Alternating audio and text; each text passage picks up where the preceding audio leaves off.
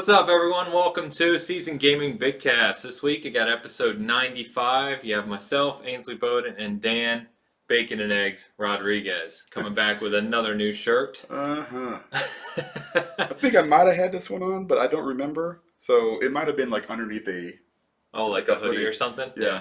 All right. We're going to try and keep you guessing with new shirts. Yeah. See what goes on. Every week, something different. I'm going to be broke in 2 months. Yeah, just buy a new shirt every week, yeah. So no guests this week, just the two of us. We're back to standard format here.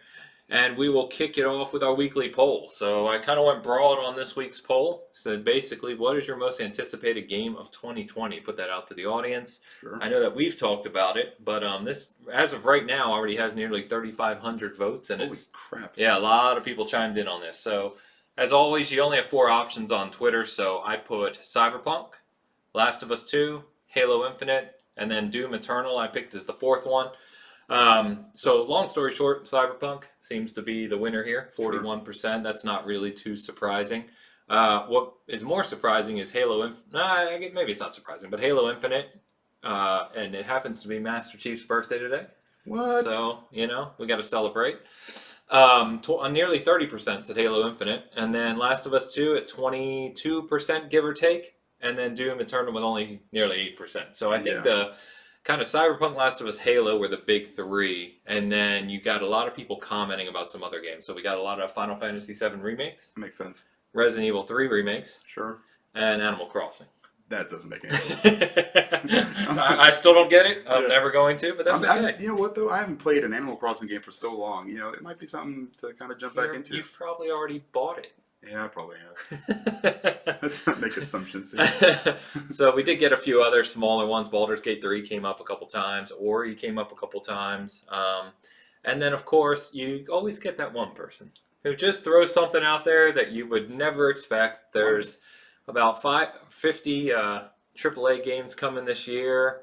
And this gentleman was mostly excited about Predator and the new Fast and Furious title.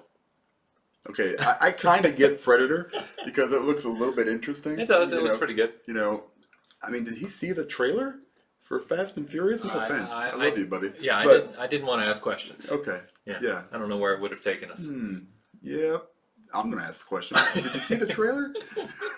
Actually, you know what? If you're a fan of the Fast and the Furious, I can kind of see that. We'll see what happens with it. I mean, the closest thing we've ever gotten is that like Forza 2 expansion or something, or Forza Horizon 2, yeah.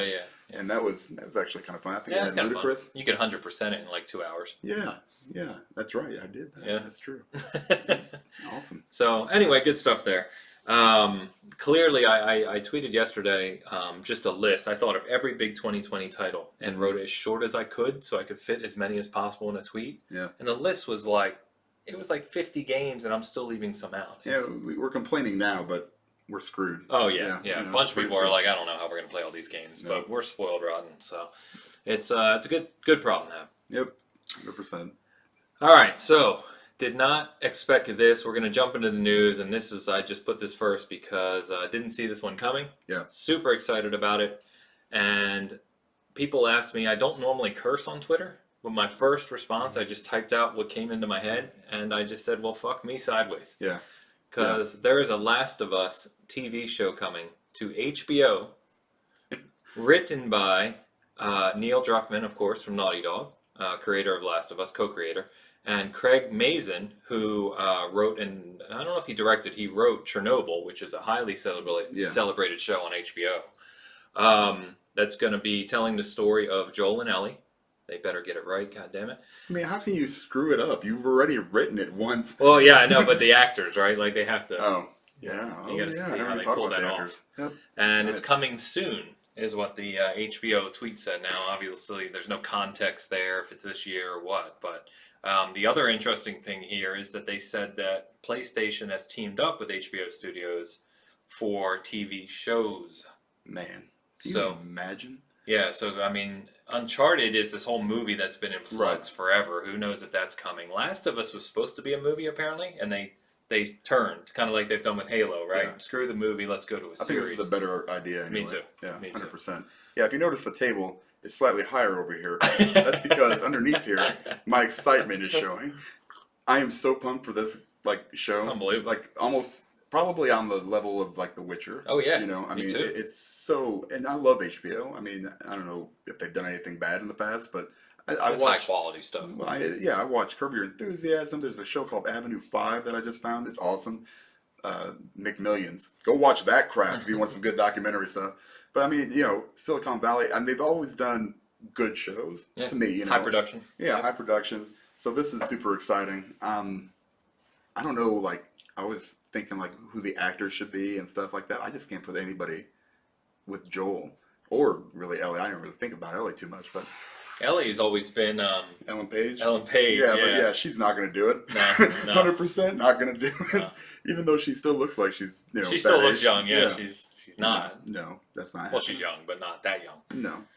But, you know, I'm excited regardless of what happens. And then, you know, just the thought of like maybe like a God of War or like a Horizon Zero Dawn, if they could pull that kind of Yeah, stuff could off. you imagine like Oh, Horizon gosh. Zero Dawn with kind of like high end special effects, like a sci-fi Yes. with an Aloy? Oh, Oh, boy. my gosh. Yeah, I don't know. I'm ridiculously pumped about this show, and like you said, of what could potentially come. I say just cancel the damn Uncharted movie and go this route. Yeah. It that's hasn't been fine. working. You've been trying to do it for like years. Just Yep. let it go. Move to a series. Yeah, there's no shame. You don't have to do all the movies all the time. No. No. This is good stuff. All right. So, you know, we were joking. Well, not joking. Well, we were joking. I was joking. Yeah, we were joking. Yeah. Coronavirus. It's here. It's everywhere. He's got it. It's getting worse. Season Gaming has it. The site went down yesterday. Yep. E3. Yeah. So that's the big question. So South by Southwest was canceled yesterday. The huge kind of indie film show out of Austin. Mm-hmm. That was well, maybe not unexpected, but it was a surprise, I should say. Sure. You know, I talk to people kind of all in different industries, and I know with my company, and we're talking a big company, all travel's been canceled. We're even having employees work from home if you need to or can, you know. And I'm hearing that across just industries, right, all over the place. Microsoft came out.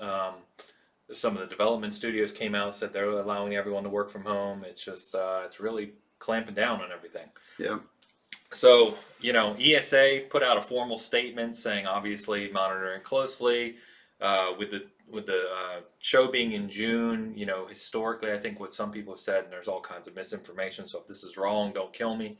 But is that as it warms up, a lot of these viruses, that their transmission rate basically starts to decrease. Sure. Compared to winter months, but you know, we'll see. I think we're only 3 months from E3 as of almost today to the day as we record this, and we're seeing things months out be canceled or postponed. Well, Emerald City Comic Con, that was supposed to happen 2 days from now in Seattle. Canceled. They moved it back Seattle's.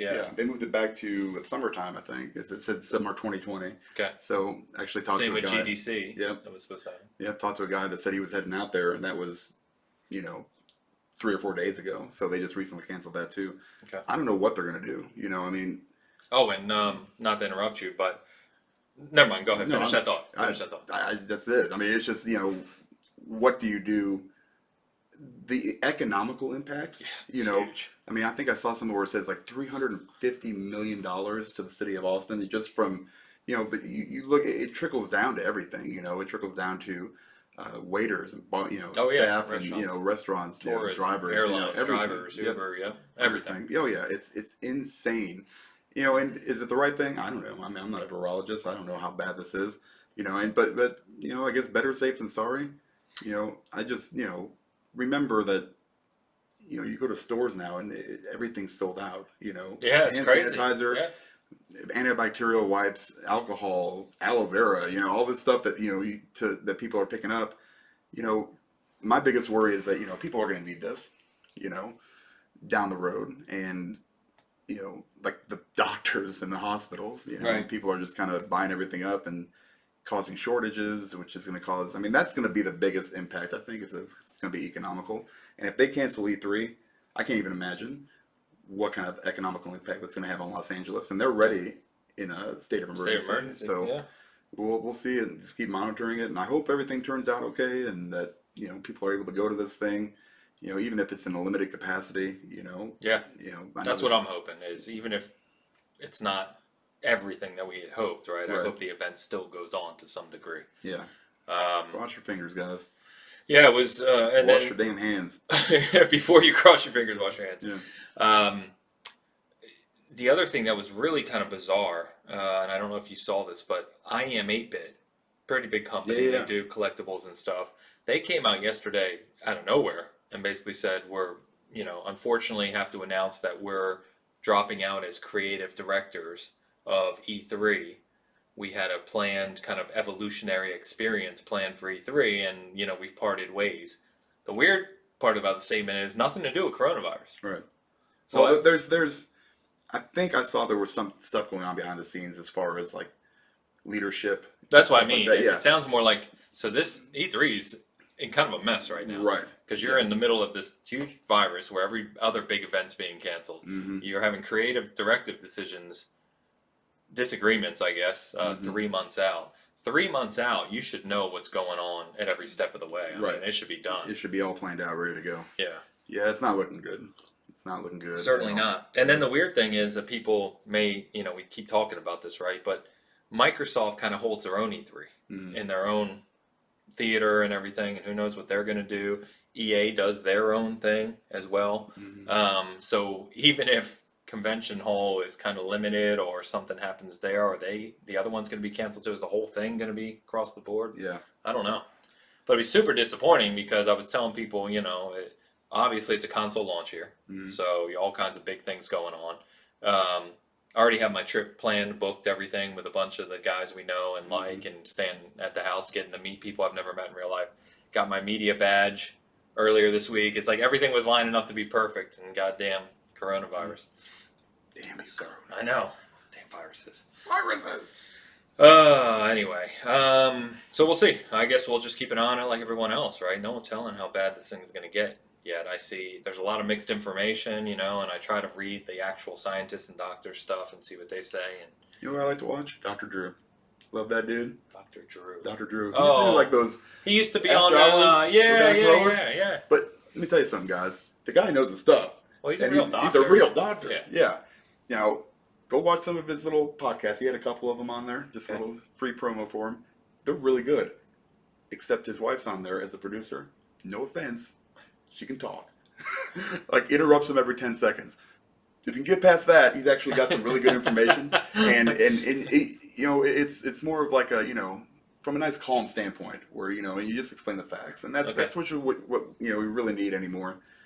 It's gotten to the point now where, we're in this position where we are, kind of like a reasonable couple of guys. We don't sensationalize craziness, and I think that's what's getting out of hand in the media now. It's all about clicks. Yeah. More so on national media now that I'm seeing it. I used to see it on Twitter and websites. I got YouTube videos. Oh, it's every industry. Right. Now, I never really noticed how bad it was. Yeah, it's bad. Like with CNN and MSNBC, Fox News, it's just insane. It's just like, well, we need, and I don't know what's right or what's wrong. So, like you said, just listen to the CDC. Yeah. Hopefully this thing kind of dies down a little bit and, E3 goes off, at least with a few hitches. Yeah. I'm sure there'll be a few things. Oh, there's going to be hitches. Yeah, there's going to be definitely hitches. I'll be watching it from my coronavirus-free. Well, I'm telling you, I was going to say, if the whole thing gets canceled, the whole thing, and it gets worse, we could instead do like a season gaming kind of overview of the conferences as they're live. We could do reaction, basically, and just hang out with people, do it digitally. That'd be awesome. So we'll plan that if we can't give you the coverage from the show floor. Absolutely. So, the only thing, not to keep going on about this, but the only thing that hit me last night, which I hadn't really considered because I don't think much about viruses, is this one doctor was putting out a whole thread of things to be aware of or thinking of, right? And all the real information. Most of it you've heard, but the one thing that kind of struck home to me was, well, first, it should be obvious that there's probably thousands, tens of thousands of cases out there that are just unconfirmed, right? There's people that have it that don't know they have it yet. Right. But what they said is, as those geographical regions, gonna have to ask you to leave. As those geographical regions more and more get it right, the problem is that this multiplies at a factor of like 3 or 4 or something, which means that as more it just it's almost like a root factor, right? Mhm. So it's like when you go from 400 people have it, it's like, oh god, now 800, but then that 800 goes to 3,200, that 3,200 goes to 12,000, and it gets the escalation of it Sure. gets higher and higher, and it's like, oh boy, all right. Yep. You never know. No. You know, I mean, like I said, you know, we might have it right now. No idea. But I hope not. yeah, I hope not too. But you know what? It is what it is. Let's just It is what it is. There we go. for it, man. There we go. Just live your life. Just be clean. It's not that hard. I still see people going into like bathrooms and not washing their hands. Like before that disgusted me. Now I'm just like, you know, like I'm following people This out. hasn't Like, even hey, pushed you to this wash guy your didn't wash his hands. hands. Get out of here. Just wash your hands. Nobody wants It's not that hard. No. All right, so we got AMD's financial day yesterday. Now, there were rumors ahead of time, as always, about what was going to be included in this. We did get some new slides on the upcoming technology. The new consoles were mentioned. So what came out of this was interesting. So sadly, didn't really help in any confirmation sense of what's actually coming with PS5. But we did see that what they confirmed is that Microsoft and AMD have co-developed, co-engineered the DirectX ray tracing capabilities as part of RDNA 2. Sure. Not RDNA 2 itself. Yep. Right? So now, based on what the slides, and they didn't confirm this, but the assumption is that PlayStation 5 is RDNA 2 as well. And we've talked kind of extensively about this, right? Sure. I know I've been talking about it for a while. Yep. So, again, not confirmed, but if this is true, this is great news. Yeah. Because all this means is that the massive power kind of increase we're going to see over the X1X and PS4 Pro is going to apply to, I mean, it was already going to apply to the PS5, Right. but even more so now than if it was just a modified RDNA 1, which is, there's a lot of debate out there. No one knows for sure. But either way, if it is RDNA 2, this is great news because it means that both the Series X and PS5 are literally going to be peak of what's available when they launch. RDNA. Brought to you by AMD. So I actually, this is kind of news to me. So Okay. RDNA 2 Yes. does hardware ray tracing, right? But hasn't Sony said that that's what they're doing? Well, that's hardware where ray it gets tracing? confusing. Okay. Is because in a lot of these tech documents that are out there, and there's a million of them, right? They're basically saying that you can do a custom. Remember, we've heard AMD say PlayStation 5 has secret sauce. They actually said that on stage. Okay. Oh yeah, I remember that. Yeah. Remember that? Yeah. Lisa Sue said that. Yep. It's actually Thousand Island. They're trying to clean it up. It's a mess. Coronavirus. So what people are saying now is, well, it could be a heavily modified RDNA 1 architecture. But I don't know. I'm not techie enough to really know the full details. Yeah, I have no clue. But it seems like, why do that when you've got, it's like, hey, look, here's, Big Mac sauce. Great. We're going to try to make Big Mac sauce with all this other stuff. Yeah. Even though you've got it right here and you can just use this, AMD, RDNA 2, we're going to try to make it our own. Yeah. You know what I mean? It just doesn't make any sense to me why you would go through that extra step. I agree. So, Well, the only thing that... So, I wish they would just come out and say it so we could stop this. yes, Sony, you bastards. So, I think the reason people are still like, well, I don't know, is because there's that slide that was on AMD's keynotes, right? And it has PS5 as 7 die size, the die size as 7, and it says RDNA architecture, right? Mm-hmm. But then right next to it, it has Xbox as next-gen RDNA. Mm. There was a difference, and it's like, so I wish they would come out and say it. I hope, and I would think that anyone who's not an idiot or a Twitter guy, #Twitter guy, hopes that PS5 is RDNA 2. Yeah. Because the cool thing is that they did show some of the performance improvements. We were speculating what that is over RDNA 1 last week. I think we were talking about it 2 weeks ago. But it's substantial. Yeah, So man. someone did the calculation and basically said if you took the Xbox One X GPU, right, and you look at from GCN architecture, which is pre-RDNA, right? So you go from GCN to RDNA 2. If you extrapolate that out, it would be the Series X would have the graphical power of over 4 Xbox One X's. That's gross. So like 22 point some teraflops if you calculate it out if it's full RDNA 2. Okay. So just to put into perspective, these are a substantial increase over what we're currently playing on. That's awesome. I mean, it's not going to be a bad thing, regardless of what it is. You know, I mean. No, we've said no matter what, they're Yeah. both going to be amazing. But It's just going to be, you know. stronger the better. Right, yeah. Mine's got more horsepower than yours, you know, kind of thing. And it doesn't really matter. I still think the power thing is super overrated. You know, I've seen, you know, for me, it's always been about, hey, I want to get on this as fast as I can. You know, that smart launch or whatever technology. Smart delivery. Yeah. That sounds awesome. Yeah. You know, I want to Quick resume. Right. I want to get in my game and play my game. Yeah. You know, I want it to look good, but you know, I don't expect, you know, looking at somebody that's like, you know, completely lifelike right in front of you. It's a game, so it's always going to have those kind of, you know, and I think a lot of the, you know, artistic aspect gets overlooked a lot of times, and Nintendo's proven that. yes, you know, and you know, it's power. I think is a little bit overrated. I just like to see some cool games. I like to see some cool graphics. I want some good experiences. Period. I also think, you know, exclusivity on games is super overrated. So I think like all the arguments that people are making for their, you know, respective consoles is just completely wrong. You know, I think it's just play where you're gonna play. Play where your friends play. Play games. That's what we want to do. And whatever RDNA 2 is or turns out to be, if it's in both of them, fantastic. I just want to see what they're bringing. You know, I want to see some cool games and new experiences, you know, that we haven't seen. You know, I'm starting to get a little bit more interested in like what the VR aspect is going to be with the PS. Yeah, I would love to hear about PSVR too. Yeah, I'd love to see some of that stuff too. So, but that's first we got to hear about the console. So get on it, Sony. I mean, I don't know what the hell the deal is. You have nothing planned the rest of the year except for this. You know, I mean, I don't understand the whole marketing part of it, and you know, it just drives me crazy. You know, like we saw with what happened with the launch of the One and the PS4, and the debacle that was Xbox and their messaging. Yeah, oh yeah, it was so dumb.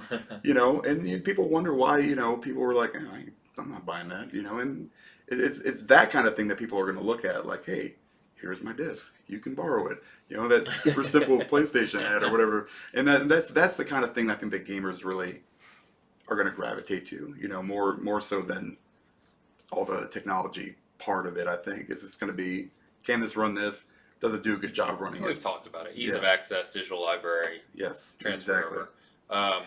I agree with all that. I just want the strongest console possible. Yeah. For both. Yeah. Not for one. Yep. I want the same on Nintendo, but that's a lost freaking cause. So Yeah. we're not going to worry about that. Yeah. Sorry, Nintendo. All right, so sticking on the PlayStation front, we finally got big news this week on Ghost of Tsushima. We've been waiting for this a long time now. I like to remind everyone that Infamous Second Son, their last game, came out in 2014. So they've been working on Ghost of Tsushima now, theoretically, right, for 6 years. Awesome. It comes out June 26th. We got about a 3.5-minute story trailer. And in typical kind of PlayStation fashion, they're doing a collector's edition and special edition, which they're very similar. You've seen all the PlayStation exclusives there. The way they do the digital edition, the special edition, and the collector's edition are very similar across the board. So for once, I'm not actually ordering it. What? Shockingly, I'm not too impressed by it. I know some people out there, I saw a big response that they loved it. So good, enjoy. It's that mask. It's like half a mask. Yeah, the half a mask thing. Yeah, I don't really care. How much is that. it? 170. Mm. What's just the regular digital stuff? It's like $70. The special edition It's is like $100, 80. or it's $80. Yeah, That's nothing. That's what they did with Days Gone. That was the same thing. Same, that's what I mean. Yeah, God of War, definitely. same thing. Yeah, Yeah, all the same. yeah. So, Well, at least it gives you options, I guess. You know. yeah, no, I think it's good. There's nothing wrong with it. I just don't care for the collector's edition on this one. When you look at something like Doom, which comes out in a couple weeks, and you get this beautiful steelbook. The helmet looks fantastic. You get all this other stuff. I'm just not on this one. But that's neither here nor there. So I want to hear your thoughts on, because I have a opinion that I think is in the minority on this. So I want to hear your thoughts first on what you saw of Ghost of Tsushima this week. I mean, it looks cool. That's about all I can say. You know, we've seen so many bits and pieces, and this feels just like everything was kind of put together in just a longer form to me. I mean, it looks good, but I have no idea what it's going to be. Still, you know, that's kind of one of those things. Like, is it going to be more like, you know, Sekiro, or is it going to be more like Infamous?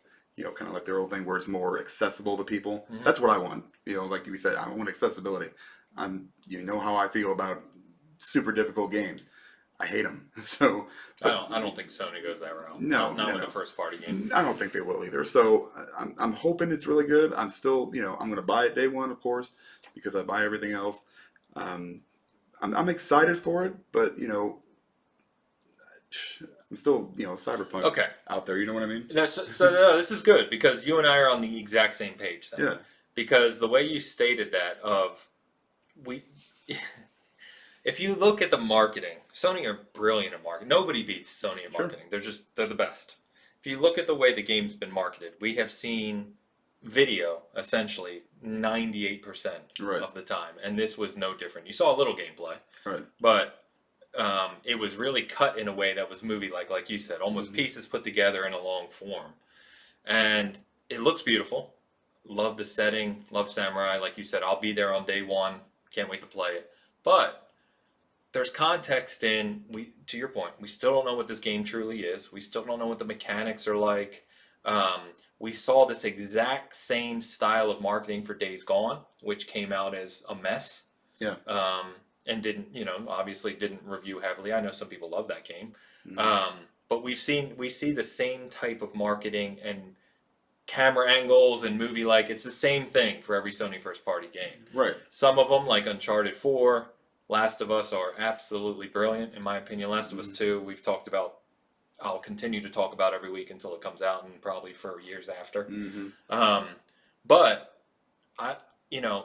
Infamous Second Son, in my opinion, it wasn't a banger. It wasn't an incredible game. It was a good game. Right. Good Yeah, game. I agree. It wasn't incredible. Sucker Punch, in my opinion, has not delivered an incredible game in their development history. Yeah. So it's just weird to me. Like, I'm excited. I'm exactly like you. I'm excited for it. It looks beautiful. I'll be there on day one.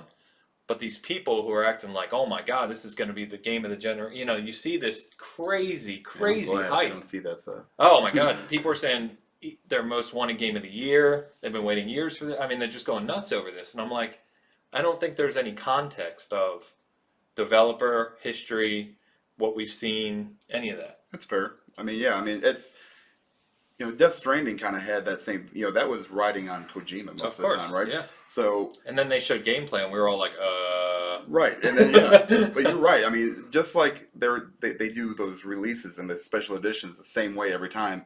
It seems like their marketing. It's the same. Exactly. And it works. Yeah, and people are going to buy it and lap it up. But it's still not none of these exclusive games, regardless, I think, of which console, are like, they're not console sellers.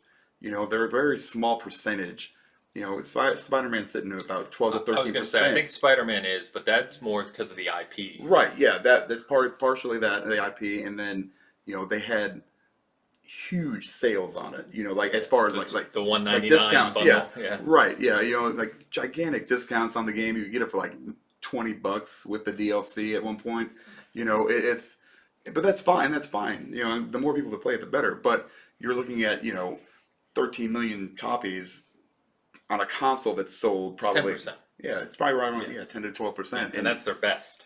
Right. Yeah. So that's why I always say consoles or exclusives don't really matter that much as far as selling consoles go. Not as much as people like to think. No, absolutely not. I don't think Power is the same thing. It's always coming down to most people are going to be playing GTA, Call of Duty, FIFA, Madden. It's proven that. The data proves it. Yeah, I mean, that's what people get their consoles for. And then they go, hey, Jimmy, what console do you have? Oh, PS5?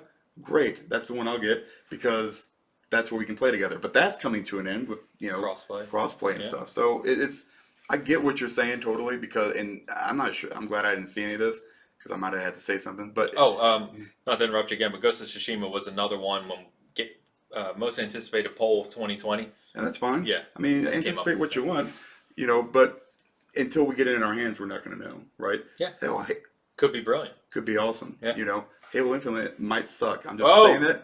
I'm just throwing it out there. It might be garbage. I'm going to take care of this offline, guys. He's gonna give me COVID-19. But no, I mean, but you just never know. That's true. We've seen. I mean, look at Halo 5. People lambasted. Be careful. The story. That's true. Right? You know, and the story is considered the worst. It's the worst, right? But it's still a good game. Oh, it's fantastic. You know, and that's you just never know till it comes out, and true. And to be excited for it, I mean, 100% do that. If it's your most anticipated game, that's fine. Don't make it your most anticipated game because it's a Sony game. In check. Exactly. Right. That's the worst part, you know. And people, and same thing, you know, with Halo Infinite. I understand it could be your most anticipated game, not because it's Halo, but because it's an Xbox exclusive. Yeah. Ori, same way. Yeah. You know, a lot of people love that game. It's fine, you know. But to your point, you just said it, but Halo has a rich history, right? Sure. Ori only has one game, but it was excellent. Mm-hmm. But that's what's so interesting about this. That's kind of my point. This is a new IP. Yeah. This development studio hasn't made this game before. There's no history there, and their history is not. It's good. Yeah. Again, good, not brilliant, right? Right. And maybe this is the one that takes them to that next level. Maybe. Like Guerrilla did it with Horizon Zero Dawn. Exactly. Right? That could happen, man. But when you look at Bend, who did Uncharted, Golden Abyss, and then did Days Gone, they didn't hit that mark. Right. So Golden Abyss, that was the PSP game? Vita game. Yeah. Yeah. It was actually quite good. Yeah. Well, see, I mean, and that's the thing. You know, that was their real first attempt, Yeah. and you know, for what it wasn't terrible. I like you know, Days Gone. Yeah, I mean, it's a little, you know, I'm always measure my games in like terms of like content. Yep. And like do I get what I paid for? I for sure did. I like the story. I mean, it was good. Yeah. Again, good. Not everything's going to be a God of War. No. Right. God of War is a absolutely incredible title, and you just can't hit that peak often. Right, and they had the previous games to kind of lean on a little bit. Sure. But it, you know, when you look at that game, it really is so much different than all the rest of them before. And I don't want to say stole, but it took ideas from many other games that had been done, right? Like it picked pieces. Yeah. So that's what you got to do, man. Yeah. Pick the right pieces. So we'll see. I wanted to see what your context was on this, but it was very similar because I was like super excited for it. It looks beautiful, without a doubt. Can't wait to play it, but just keep it in check, man. This is people are acting. We saw it with Death Stranding last year. Yeah. Game of the Year 2019. It's like it's not even out. That drives me nuts. You know what I mean? Like, I've calm seen some down. of that stuff. It's like, oh yeah, like even Cyberpunk. You know, they're like, oh, that's gonna be Game of the Year. I'm like, you know what? Maybe it will be. Maybe it's garbage. You know. Whoa. You know. Don't get me wrong. That's I'm part of the 41%. You know. But you know, you just never know. Last of Us 2. There's so much pressure on that. You know what I mean? And if that game is anything but incredible, right? It's not only got to be equal to the first one. It's got to be better. Yeah. I would not want to be in that position. Oh, no way. I couldn't even imagine. No. But I'm looking forward to all of them, so it doesn't really matter. Yep. Ghosts. June 26th. June 26th. Yep. All right. Which is cool. Not to keep on Ghost, but which is cool because that's a kind of midsummer release. Right after E3. Yeah, we don't get big blockbusters in midsummer usually, so that's cool. Thank God. Yeah, it's cool. And that gives us a month and 6 weeks to beat Last of Us. Twice. Yeah. Probably. Last of Us 2 times. 2 times. All right, so staying on, and I don't know if we have much to say on this, but staying on PlayStation real quick is Final Fantasy VII Remake demo. We didn't talk about that last week. No. I've said many, many times over, I am not a Final Fantasy VII fan. I'm one of the few who just don't really enjoy it, so I haven't bothered with this. Didn't know if you had. No, I bought, or I didn't buy, I had 7. I played it, you know. The original. The original. Yeah. You know, and me too. Sometimes games like movies, like, don't mess with it. I mean, you can, I guess, you know. But look at Ghostbusters. Look what you did to Ghostbusters. All right? I'm just saying, sometimes it's there, and it's just what it needs to be. Back to the Future. Back to the Future. Leave it alone. Right. Yeah. Big Trouble in Little China. If somebody wants to remake that, come talk to me. You know, The Rock, I heard rumors. Don't. It's right where it should be. Yeah. Right? Now, that's not saying that it can't be improved on. All right? With the fancy graphics. People and seem to love it. And people seem to really like it. And that's awesome. I know what Final Fantasy VII was to me when I played through it the first time. And it was a really special game. And it was like one of the first real RPGs that, you know, that deep that I really got into. So That's why you liked it, because you didn't have any context. Right. I had no context, right? Yeah, that's it. No, but no, why would I want to go back? And now I know they've changed stuff and everything. And for people that do like it, that's fine. I don't know if it's gonna ruin my original experience if I go back and play. You know what I mean? Maybe I'll try the demo. I was gonna say, try the demo, and see what see, you think. see what happens. But everybody seems to enjoy it. Yeah, so far. people have been loving it, no doubt. Yeah, game of the year. So that one that comes out in April, right? April 10th, I think. I don't have the date here, but I'm going off memory. I think that's right. Sure. So let's talk about Stadia. We talked about Stadia last week with Wilmy, and he was one of the few people we've ever met who actually uses it. Yeah, we've met one. Well, doesn't use it, owns it. Yeah, he owns two. Two. That's right. He said two, Yeah. and it has no games. So what they're trying, which segue takes us right into what they're doing, which is opening a new development studio in California in Playa Vista. This was announced by Jade Raymond, who I totally forgot was at Stadia. I think EA executive. She's been around the industry for a long time. But more interesting here is that the studio head is going to be Shannon Studstill, who was Sony Santa Monica. Yeah. So who basically oversaw the development of the most recent God of War and games prior to that, and had been kind of a well-known mainstay at Sony Santa Monica. So this is pretty surprising that you leave the studio under PlayStation, who developed the second best game of 2018, so acclaimed, so acclaimed, and you go to a new studio for Stadia of all things. So that paycheck must have been awesome. Yeah, that paycheck must have been something else. Yeah, like she's right now buying 3 more houses. That's how good it was. So I only know her from the documentary. Yeah. Was it Raising Kratos or whatever it was? Yeah, and awesome, by the way. Yeah, if you haven't watched that, so good. And I didn't understand this. Like, is this new studio gonna make exclusive games for Stadia? That's a terrible, terrible idea. All right, I talked to a guy that works for Google Fiber yesterday. He didn't know what Stadia was. All right, I was like, hey, have you heard of Stadia? This new thing, Google, what's Stadia? I was like, well, it's a Google product. You guys are installing this fiber stuff, and he's like, no. When fiber was basically shut down, they kind of paused all their plans on that. Yeah, and that's my biggest worry is that you take somebody that's so good at what she does, and potentially put her in a position that, unless she can come out swinging, like, that's gonna make people want to go out and buy a Chromecast and a controller and pay whatever it is for the other 32 games that are on there. It doesn't. I'm good for her. I hope it. I hope works she does out real great well. for her. Yeah. But good at the games same are good time, I'm games. super worried. That it's just gonna kind of disappear. Yeah. It's just like when you've got, like Wilmy said, you've got 20-something games on the store site, and maybe. Yeah, and then you're talking 10 of them are AAA. A bunch of them are small indie games. Right, and you're going minimum probably 4 years out. That's what I was going to say. If you imagine if this is a new studio that's going to make exclusive games, right? As you said, minimum 3 years to get not a AAA, but just to get something out, right? Something actually done that's new. You're talking about 3 years into the lifespan of PS5 and Xbox Series X, who are already more powerful than your Stadia offer, right? And xCloud's going to be fully, it's going to be global at that point, 3 years from now. It just seems, I don't know, man. It seems dumb. It seems like a bad decision on the surface.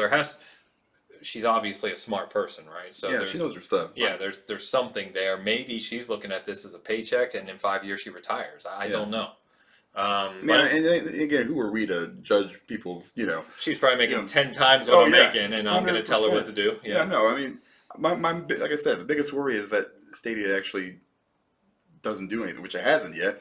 So, it's just going to, Google has that tendency to just kind of leave things, let them go. It's kind of like fade into oblivion, and, I hope something comes out that's going to, and maybe make me a Stadia purchaser. Yeah, I'm with you. I'd love to play some unique good games are unique good games. I don't Right. care where they are. But why not, as Google, form a studio that makes games for multi-platforms?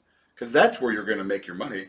You're not going to sell, I just put $4 million into this game that we've sold 32 copies of, It doesn't make any sense. But to Google, I mean, Yeah, I guess money. that doesn't I mean, matter. money's Yeah. not money. They want control, right? And it's getting people. Nothing to do it either. I'm not saying it is. I'm just saying Yeah. that's probably their mindset, right? Mhm. It's that old kind of ecosystem control, right?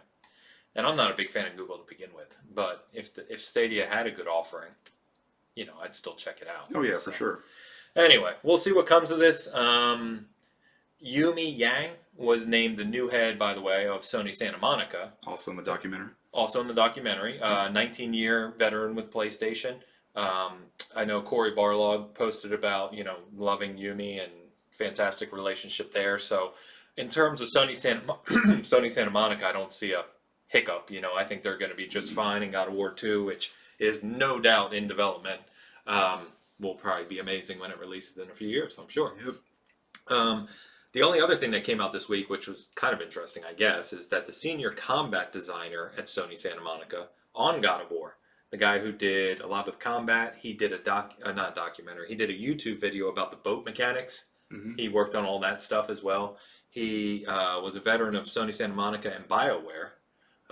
He left and went to In Exile, and he is now the senior combat designer at In Exile for their future game, which is cool. It's gonna be awesome. So You spell talent. that right? What's that? You spell that right? I sure did. Okay, just making sure. I had some lovely arguments with people on Twitter. On actually the site, I had comments on Season Gaming. People were like, it's a capital I. I'm like, it's not a capital I. That's actually how they spell it. Look at their company. Oh yeah, man. I mean, this is cool. I mean, this is another. It seems like this is happening like every week now. Like people are moving all over the place. It's a good time to transition because you've got a new set of consoles coming in. You've got big projects being worked on. Funding is higher than ever. I mean, this happens in every industry. Yeah. It's just more visible here because these people have roles that impact us. Yep. So pretty cool. For those who weren't aware, In Exile, is releasing Wasteland 3 this year, but that was an ongoing project they already had prior to the acquisition. Their future project, as they've grown now to over 100 people, is supposedly all they've said is a AAA RPG. So bring it on. Bring it on. Because In Exile does Western RPG stuff good. So big budget, good talent. Yep. Let's do it. I want to see some stuff. All right. Just had to mention this one because it's big news for the PC community, and that's that Halo CE Combat Evolved is now on Master Chief Collection for PC. They released kind of a cool trailer called The Hushed Casket, which was a reference to Chief being in cryosleep. And then the next day, we kind of speculated, it probably means Halo CE is coming soon to Master Chief Collection. The very next day, they're like, it's live. It kind of surprised everyone. So Yeah. pretty cool launch. Plenty of people playing it on PC. It's really good to see. I mean, Halo CE officially has not been on PC in 20 years. That's awesome. So good Hey, stuff. As long as people get to play it. Yeah, very cool. Mm. Don't know if you saw this because I know we're both pumped for Doom. One of the coolest aspects of Doom is the soundtrack, and of course, God dang, I forget the guy's name now. He's really well known. Does all the guitar riffs and the notable music from Doom. But they released a video yesterday of them kind of working on the soundtrack and having this basically like symphonic chorus mixed with the fast-paced stuff and everything. It's really cool. Did you see that? I did not see that one. Yeah, you should check it out. They just posted it yesterday. It's cool. So if you're a fan of Doom, especially the soundtracks, which really get you going while you're playing Doom, definitely check that out. Yeah, they're doing a real good job kind of marketing this game. It's giving you give you a taste, and just giving you just enough where you really, really want to play it, but not, where it's like completely overbearing and smashing you over the head with a shovel.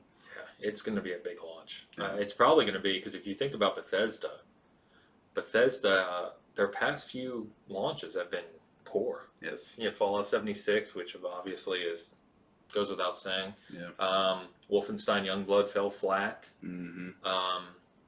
Unless I'm forgetting a game, they haven't had a good launch since Wolfenstein 2, which was a good hit, but didn't even sell well. It was reviewed critically really high, but didn't supposedly sell too well. I think Doom's not only going to be reviewed well, but I think it's going to sell Oh, lots yeah. and lots of copies. Yeah, people are pretty pumped about it. I'm probably going to buy 2 myself because I want to see it on the computer as well. Yep. Oh, PC boy. gaming. Maybe I want to see it on the Yeah. computer. No, you do. Maybe I'll see it one day, then the next day it won't work. So Yeah. we'll see. And this one I just wanted to mention as we kind of close out on the news because I thought it was funny. But what was it? A week or 2 ago, one of our last episodes, I brought up Roller Champions, Yeah. and you're like, I had totally forgotten about that game. Yep. And I was like, yeah, they hadn't said anything about it since E3. There'd been nothing, and that's almost a year ago now. We were just talking about, right? And then, no doubt, right after we talked about it, they came out this week and came out with a new development video, showed some more gameplay, talked about how their gameplay testers have been playing it and giving them feedback, and they've been modifying the game based on this player feedback, and that an alpha is coming actually as you're listening to this week. So you can sign up right now. The link to the sign up is on our site. It begins March 11th and runs through the 23rd. It is PC only for the alpha. So, Nice. but it looks pretty cool. They showed some new moves. I just think this is, if they do the competitive aspect right, and it has a skill gap, right? Like Rocket League. Rocket League is very simple in theory, but good God, there's a big skill gap between It's high-level insane. players and low-level players. That's how small competitive games succeed. You have to have a big skill gap. If they do that successfully here, I think this could be really cool. Yeah, man. I mean, I'm not gonna ever play it, but only because you know how I am. I don't. Not your type of game. Yeah, not my type of game. Yeah. I mean, but it does remind me of like kind of a Rocket League-ish kind of thing. Yeah. Kind of mixed with a little bit of maybe Overwatch or Bleeding Edge to a certain extent, maybe. Good luck. Just team-based, Yeah. competitive game. Yeah, right. And those tend to do. They tend to have a following. And it might be bigger when it first starts off, and then kind of get into a diehard. That's where that skill gap, because Right. they usually kind of die down, but then if there's a competitive scene that develops around it, that's where it can really start to grow again. That's how Rocket League did. And Rocket League's played by like 30 million people or something. It's crazy. Yep. Bought up by Epic, and they have done nothing with it. I'm not understanding. Psyonix? They got Epic bought up Rocket League. Yeah, I forgot about that. Yep, and they've been so like I got a buddy that used to play it all the time. Yeah. And he was hoping that it would just be like, oh man, they're gonna put so much money into Explode, it. yeah. Nothing. They've done. I think they put on microtransactions or changed how Naturally, they changed how the whole thing worked. That was the only thing they did. So That's a shame. good job. Well, that's because Fortnite is now not making $4 billion a year. It's only making $2 billion a year. Yeah. So they're in the poorhouse. They're trying to figure out what they're going to do. Yeah. I have to sell 3 of my yachts. And you just mentioned Bleeding Edge. I didn't actually have that on here, but as you're listening to this, the final beta for that will be this week as well. Nice. And it's going to introduce a new character. I think it's Meko, which apparently is a almost pun or joke towards Echo, the dolphin, because it's actually a dolphin inside of a round kind of aquarium bubble. Perfect. That's like a mech. It's a hilarious looking character, but that's going to be in the new beta and a new map as well. So check that out later this week. If you're an Xbox Insider or Game Pass, I believe, that's open to anyone if you haven't tried it yet. It's surprisingly smooth. Give it a shot. So, again, as you're listening to this, we're finally to the week where the releases are going to begin. So I know that Warlords of New York, we'll touch on that in a second. That came out last week. But in terms of new releases, this is the week Ori is finally here. And I heard this week that it's actually releasing day and date 5 years after Blind Forest. Wow. So it's been 5 years, believe it or not, for this game to come out. The preview copies are out, review copies are out, and everything we're seeing and hearing is just... They're saying that it looks incredible. Everything we've said about Ori, they said it might even surpass expectations. It's that good. Wow. So I'm super, super pumped for this. I already told Alton that this is going to be probably his game of the year because I said it's like Ori, bigger and better meets Hollow Knight, which is like his favorite game ever. So he's pretty pumped for it. But I can't remember. I know you're not a huge 2D kind of Metroidvania guy, but you gonna play it anyway? Yeah, I'm gonna try it out. Just Game Pass? Yeah, I really want to see what it looks like. It's supposed to be freaking... I mean, I saw it at E3 2 years sure. ago, and it was stunning. Oh, I mean, here you go. You got your background? Yeah. Bamski! See that? So it's gonna look like that, but in 4K 60. Yeah. Well, this is 1080 something. It's a pretty high resolution. It's the high res one I downloaded from Xbox Game Pass. There you go. Thanks, guys. But yeah, I'm definitely gonna play it. I love that art style. I loved it. I'm just not good at it. Okay. So I get to a point where I'm like, damn it, and I want to keep playing, but then I just get so frustrated that it's either the controller or my sanity. So. And this one has boss battles, which I'm sure you'll love. Yep. There are items you can buy, and there's progression in this one, though. So I don't know yet if, not far enough to where I can say if, as you buy items, like, you know, you get to a hard part and you're like, oh, I'll have to come back to that. And then you can kind of get stronger and then come back to make it easier. I don't know if it's like that yet, or if the items are just like abilities.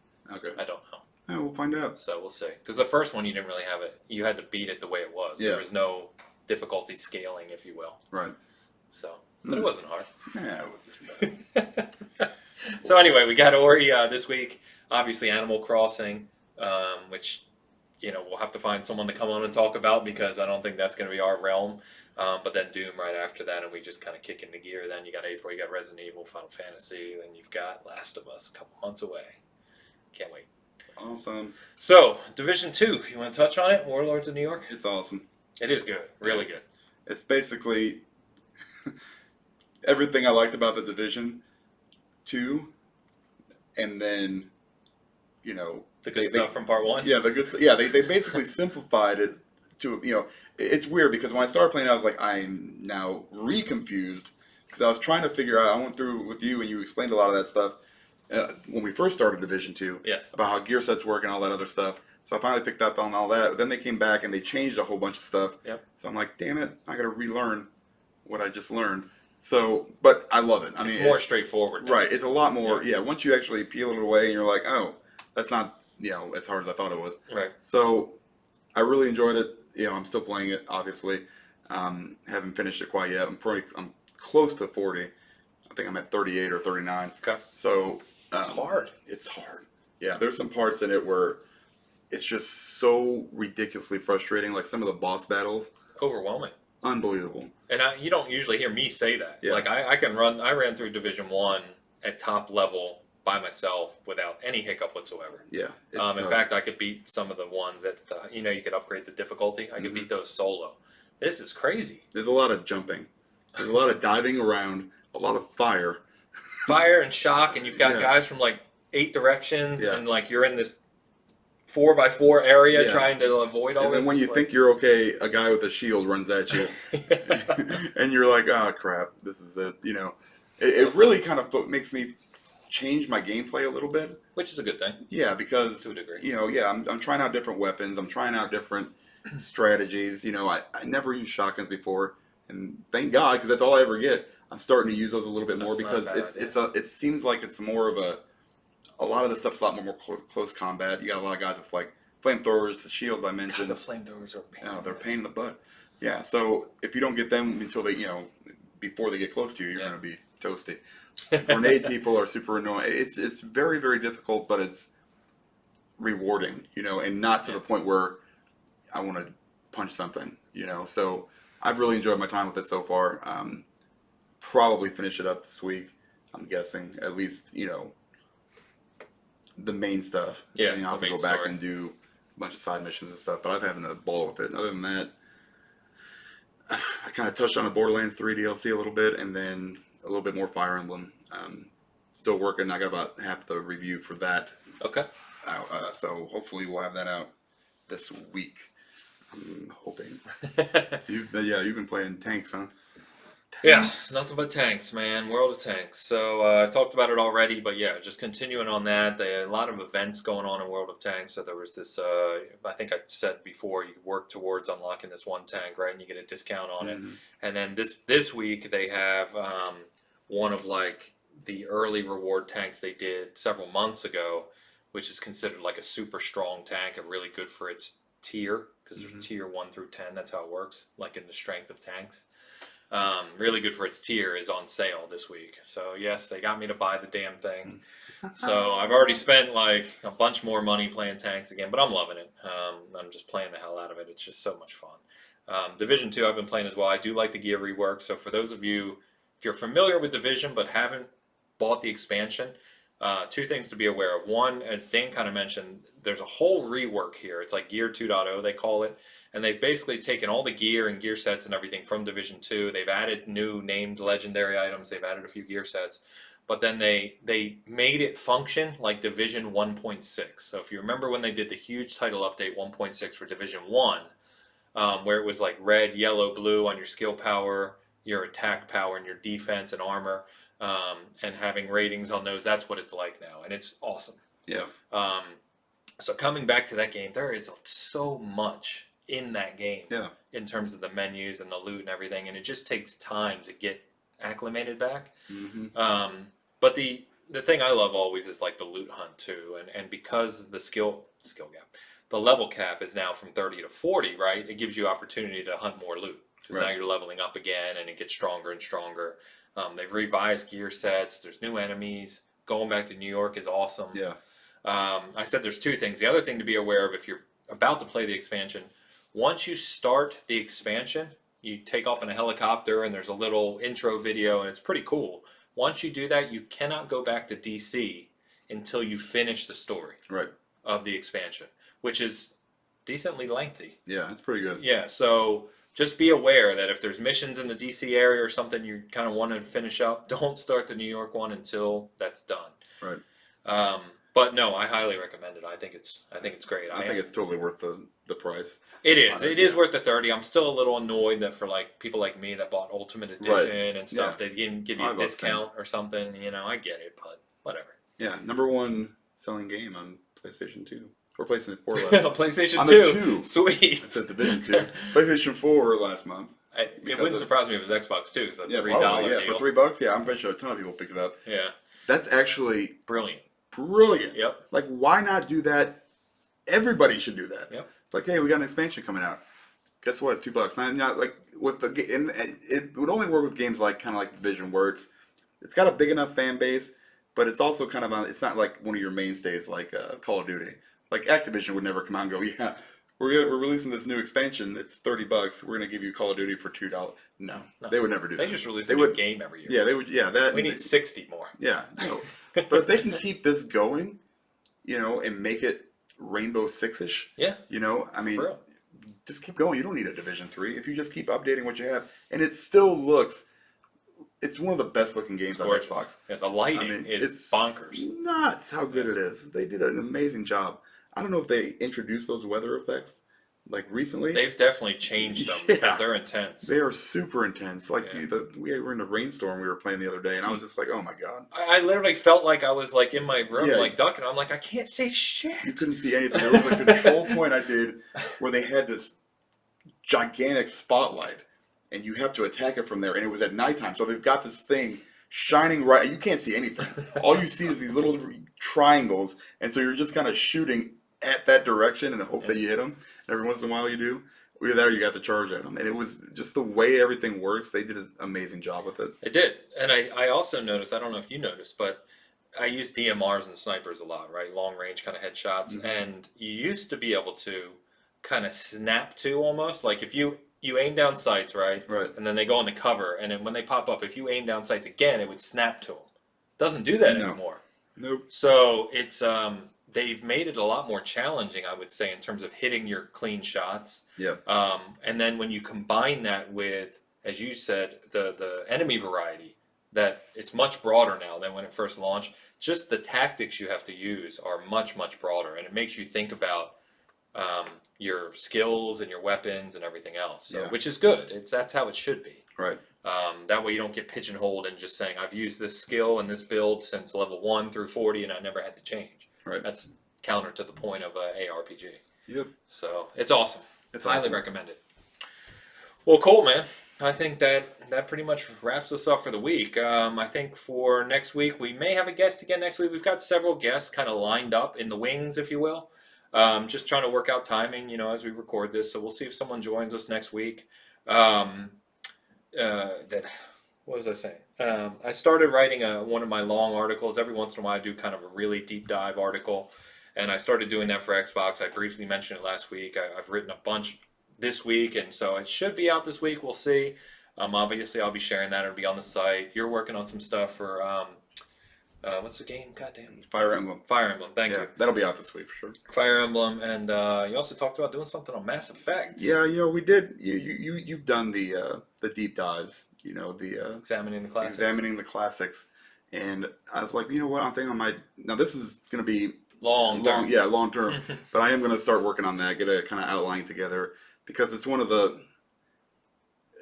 games that you can be you, but still be somebody else. I remember one time somebody asked me, who was your favorite character in a game this year, and I was like, well, it's kind of me because I was Commander Shepard. When BioWare was cool. When BioWare was BioWare, and I'm going to include everything. I'm going to go Mass Effect 1, 2, 3, and Andromeda. So, you can't just leave one out. I could just do the trilogy, I guess, but it's going to be, that whole part, and hashtag. Well, it is. Remember the classics. It's a classic. So I don't know if Andromeda is going to make it. It's going to make it. Hashtag save the Quarians. I miss those guys. Oh boy. Yeah. All right. Well, cool. So yeah, stay tuned as always. I did want to just shout out. So the analytics came in this week. I think I posted about it, but February was actually our highest month of engagement ever for the site. Founded in late 2015, so a little over 4 years. So freaking incredible. Awesome to see that much engagement and people checking out the site on a daily basis. So really appreciate it as always. And we have, I don't want to announce it yet, but we have something really cool in store coming in the near future that we're going to be talking about. Have some things lined up. So stay tuned for that. And, and as always, we'll see you next week. Thanks for tuning in.